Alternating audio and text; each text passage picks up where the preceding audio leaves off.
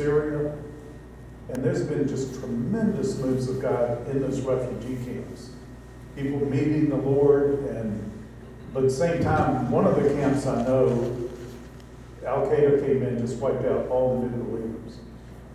So, but thank the Lord, they go to heaven, you know.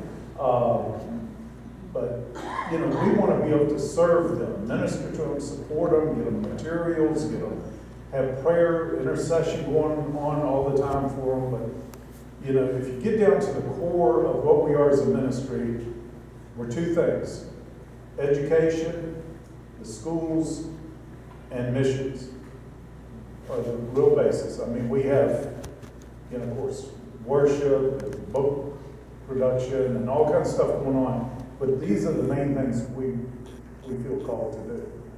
And the education is, our goal is to raise up leaders who are salt and light and who really are,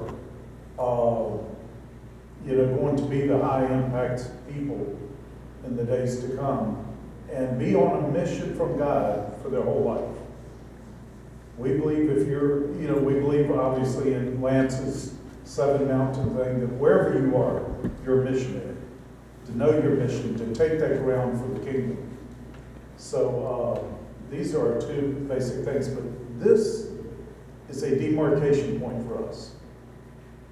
You know, like many things, you know, may have heard me say, anything happens too fast or too easily is almost always insignificant.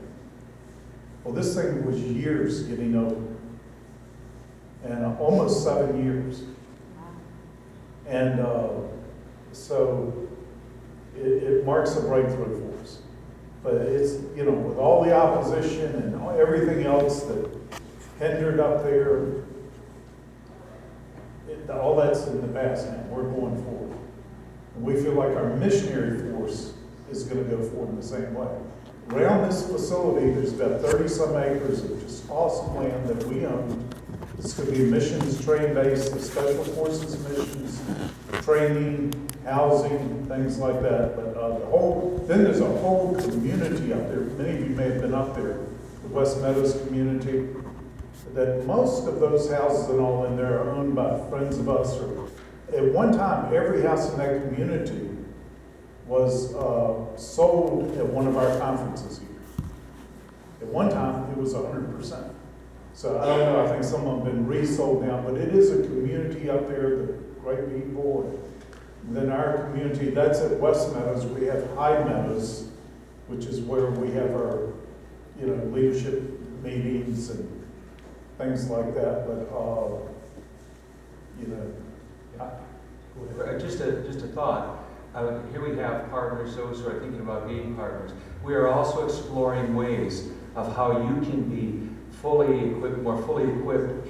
Those who have a heart for missions in some way, how you may be able to work with missionaries, Skype them, maybe cover them in prayer. So we're looking at even drawing our partners in to be able to, if you have some heart for something like this, even to help you connect as God wants you to connect in the future. So we're exploring that also as we're doing all these things. We have you in mind as well in how we're planning things here. Yeah, and you know, our hope is all of our MorningStar churches would adopt missionaries, really connect with them and help support them. That fellowships, a home group can do that. You know, a prayer group, anything, and to pray for them, to seek God's will for them.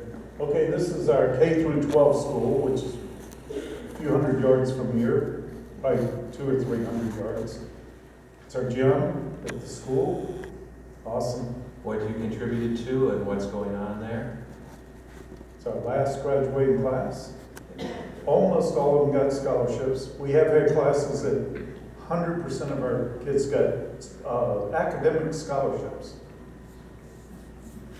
Then we wanted to what we wanted to do first, just give you a little update about some of the ministries here at MorningStar, and then we want to open up to Q&A also. So you saw CSCL. I want to go back to the gym that was opened up last year. That really is now becoming, you know, you do something like this, and it becomes a focal point for our school. And not only that, the community can start using it as well. So it can be an outreach tool as well as we've done that at CSCL. And of course, we also have MorningStar University.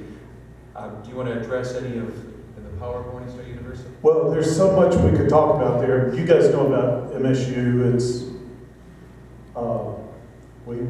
we're seeking to, really equip high-impact future leaders.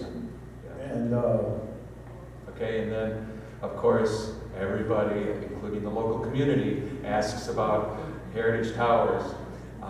And there you can see it in the picture. In the past, if you look at that picture, look beyond the tower itself, you can see how the tram stop crossed over the water, and there's actually another area, and this was the beginning of when they were starting to build the water slide on the island when it was PTL Club. So this is the shot that was taken years ago, but you can see how dominant the tower itself is that we're working on.